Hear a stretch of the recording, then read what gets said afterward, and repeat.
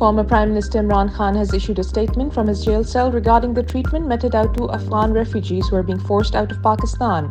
Imran Khan has said, and quote, "The way Afghan refugees are being treated is against the religion of Islam, the Book of Allah, the Sunnah of the Holy Prophet, peace be upon him, and our social values. The refugees who are deprived of their land as a result of wars and disasters should be treated well. It is our duty as a nation to take care of them with dignity and respect," unquote.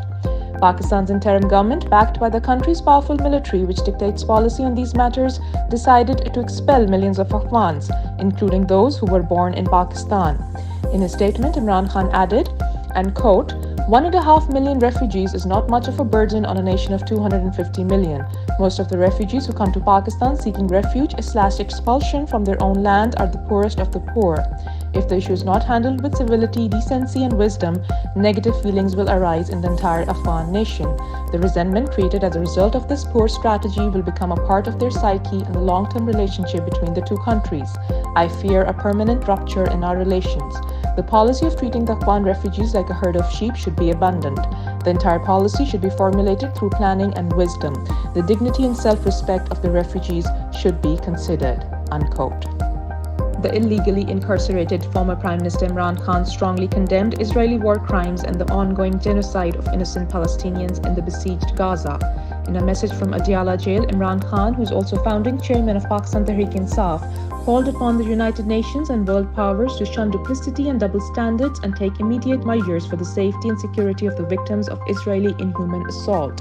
Imran Khan strongly denounced the massacre of helpless Palestinians and expressed great disappointment over the double standards being adopted by the UN and international community on the issue of genocide of the besieged Palestinians in Gaza.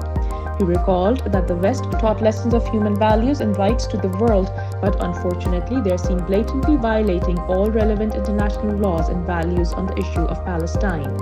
Khan emphasized that Israel was brazenly carrying out genocide against the people of Palestine in front of the entire world. He went on to say that the oppressed Palestinians have been forced to live like hostages in an open prison for the last several decades. He urged that it was imperative to protect the beleaguered Palestinians from the brutality and fascism of Israel, and they should be guaranteed their long-denied basic rights with security of life and property. The Executive Board of the International Monetary Fund will meet on January 11th to approve the staff-level agreement with Pakistan for the first review of the $3 billion standby arrangement, an IMF spokesperson told Bloomberg. In June, after approval from the now incarcerated opposition leader Imran Khan, the IMF Executive Board had approved the critical arrangement with Pakistan to support its economic stabilization program. The approval had allowed for an immediate disbursement of $1.2 billion, with the rest to be phased over the program's duration, subject to 2 quarterly reviews.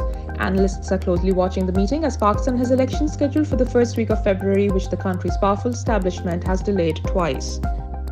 At least 100 Palestinian men detained by Israeli forces have been stripped to their underwear, blindfolded, and made to kneel on a street in northern Gaza, according to images and videos widely circulated on social media and confirmed by the Israeli army. The men were shown with their heads bowed as they were guarded by Israeli troops in the undated video that first surfaced on Thursday, which has drawn condemnation. Shavain Jabarin, director of the Al-Haq human rights organization, said he was shocked to see images that reminded him of the treatment of detainees and prisoners of war during World War II. He told Al Jazeera, and quote, "This is inhuman. It amounts to torture, and more than that, it's a war crime and a crime against humanity," unquote.